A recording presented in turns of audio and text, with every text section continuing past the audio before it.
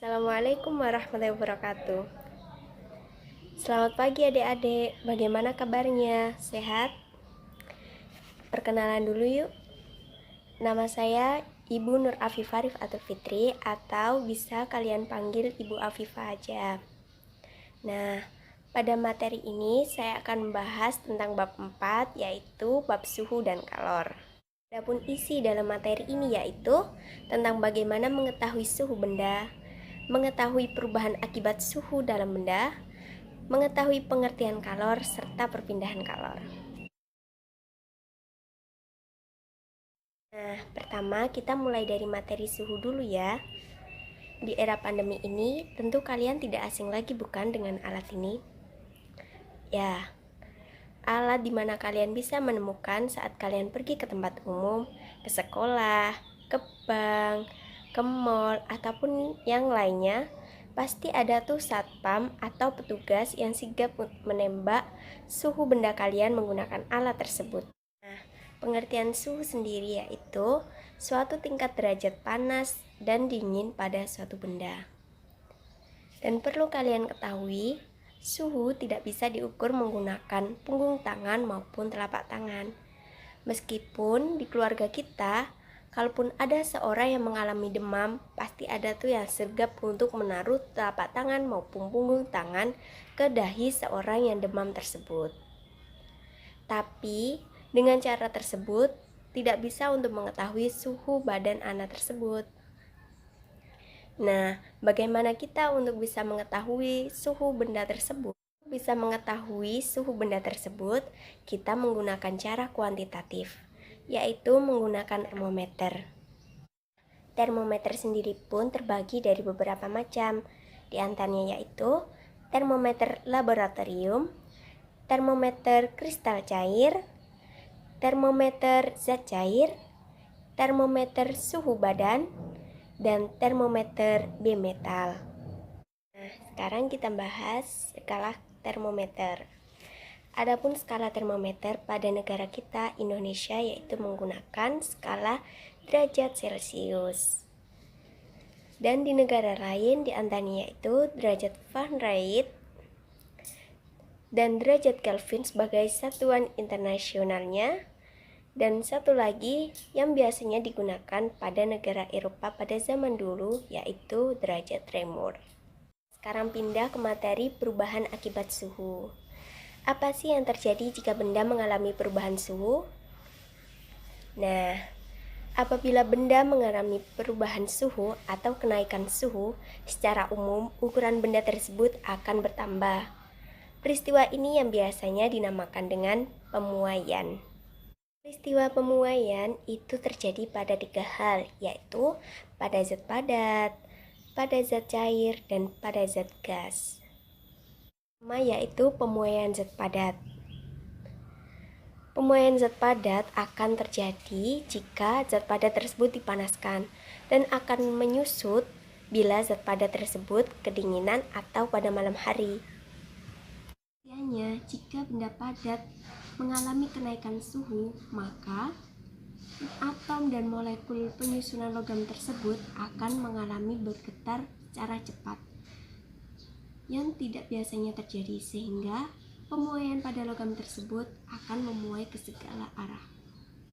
Contohnya dalam pemuaian ini yaitu pembangunan rel kereta api. Nah, dalam pembangunan rel kereta api tersebut, adik-adik tahu nggak sih bahwa pembangunan rel kereta api itu diberi celah antara rel satu dengan rel lainnya guna untuk menghindari adanya pemuaian atau melengkung di saat terjadi pemuaian. Yang kedua yaitu pemuaian zat cair. Pemuaian zat cair ini lebih mudah diamati daripada pemuaian zat padat karena pemuaian zat cair ini tidak melibatkan adanya pemuaian panjang, pemuaian luas. Dia hanya melibatkan pemuaian volume atau biasanya disebut dengan muai ruangan. Semakin tinggi suhu zat cair diberikan, maka semakin besar bertambahnya volume. Contohnya yaitu pemuaian zat cair diantaranya ketika memasak air dan air tersebut telah mendidih. Dan yang terakhir yaitu pemuaian zat gas. Tahukah Anda bahwa zat gas juga bisa menguai? Gas bisa menguai jika dipanaskan, dan hal tersebut hanya bisa terjadi pada suatu jenis gas. Adik-adik, tahukah kalian salah satu faktor terjadinya ban mobil bisa meletus? Hal tersebut merupakan contoh dari pemuaian zat gas. Pemuaian zat gas tersebut terjadi karena adanya kenaikan suhu dalam ban mobil yang terjadi karena adanya gesekan ban dengan aspal. Nah, adik-adik, sekarang pindah ke subbab selanjutnya ya, yaitu tentang bab kalor. Pernahkah kamu membantu ibumu masak? Nah, dalam peristiwa tersebut, kamu menggunakan energi panas untuk menaikkan suhu air atau minyak. Bab ini saya akan menerangkan mengenai pengertian kalor sampai perpindahan kalor. Kalor adalah energi panas yang berpindah dari suhu tinggi menuju ke suhu rendah. Dan tahukah kalian apakah satuan internasional kalor? Nah, satuan internasional kalor itu disebut dengan joule, atau biasanya disingkat dengan huruf J. Sedangkan satuan kalor yang digunakan dalam bidang gizi yaitu disebut kalori atau kilokalori. 1 kalori sama dengan 4,18 joule, atau sering dibulatkan menjadi 4,2 J. Yang kedua yaitu perpindahan kalor. Kalor berpindah dari yang bersuhu tinggi menuju suhu rendah. Bagaimana caranya? Nah, yuk simak.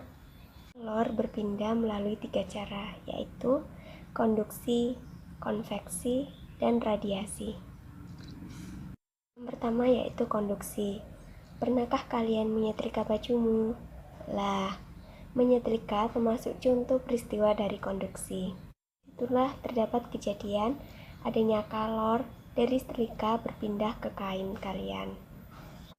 Perpindahan kalor secara konduksi itu biasanya disebut dengan perpindahan kalor secara hantaran. Yang dimaksud yaitu perpindahan hanya kalornya saja.